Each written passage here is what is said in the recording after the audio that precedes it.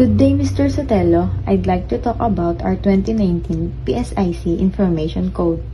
To start, let me introduce myself. I am Jerisa May Frias, and the other members of my group for this task are Earl Lawrence Crispino and John Francis Bunyi. We are Team Delta. Today, we'll go through each of our industries and fields of study, which are activities of households as employers, undifferentiated goods and services producing activities of households for own use. This will comprise a context flow diagram to summarize our objective, an industry class service analysis, an external entities analysis, and a copies analysis.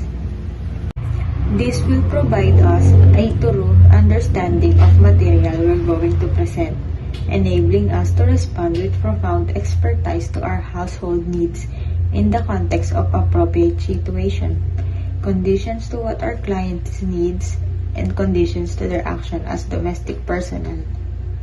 Earl Lawrence Crispino is in charge of writing the script for our video presentation, and I'm in charge of developing the PowerPoint presentation.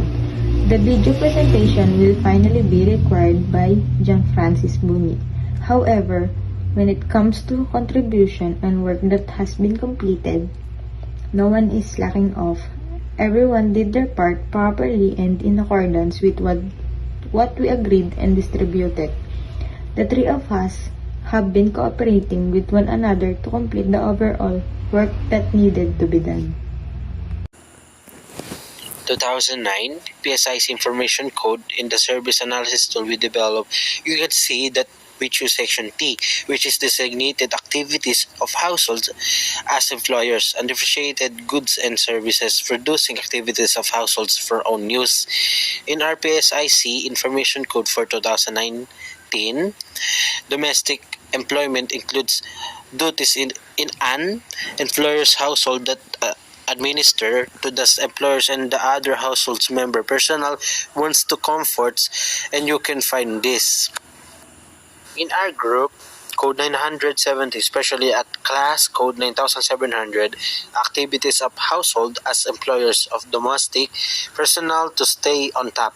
The next slide shows our industry class service analysis tool for supermarket information system, which is divided into three parts: the service customers, and the suppliers. The action taken by homes in their capacity as employers of domestic workers, including laundresses, gardeners, stable boys, coiffures, caretakers, babysitters, tutors, secretaries, etc. It enables the employment of domestic help to be noted in censuses or research. Only when it is impossible to identify a primary activity for a household's subsistence activity can be classified as such. If a resident conducts business, it must be classified in accordance with primary market regulations. As we proceed, John Francis Bunyi will present the following slides.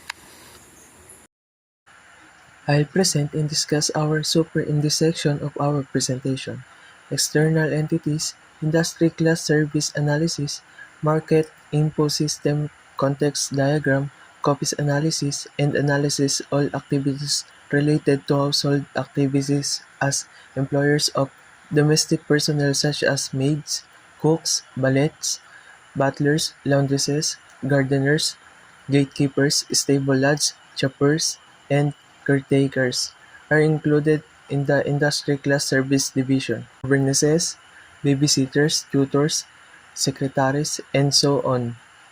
Divided into several sections, external entities present customers, suppliers, regulators, and stakeholders. Depending on the most common type of customer, a differentiation is made. On the following slide, we'll move on the copies analysis.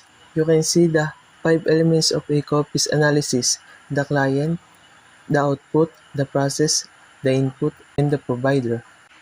All the pieces are brought together by the process, which functions as their main component. In order to help viewers quickly and easily navigate system business institution, etc. The context diagrams provides a quick visual representation of copies analysis table. As you can see, the supermarket information system process in the circle and the clients are situated in rounded rectangles surrounding it. Output and input are represented by arrows that connect the clients. Beginning at the upper left corner, the private security bodyguards are anticipated to receive transaction receipt from the SSC and PSA service agreement system, which is utilized to request attendance service. The DTI has to convey his/her employer to places as instructed is accepted personal private doctor, which is utilized to obtain. Department of Health are responsible for providing the request health checkup. The personal private driver is entrusted with transporting duties.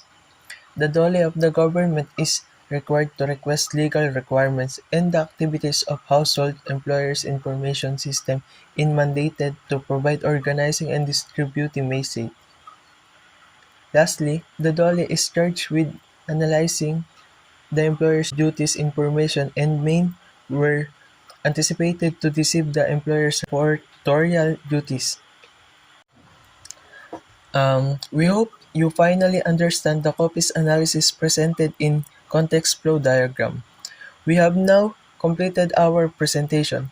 We appreciate your time spent with us analyzing the various entities and components that circulate the operation of an activities of households as employers information system. This includes our conversation. We are once again Team Delta.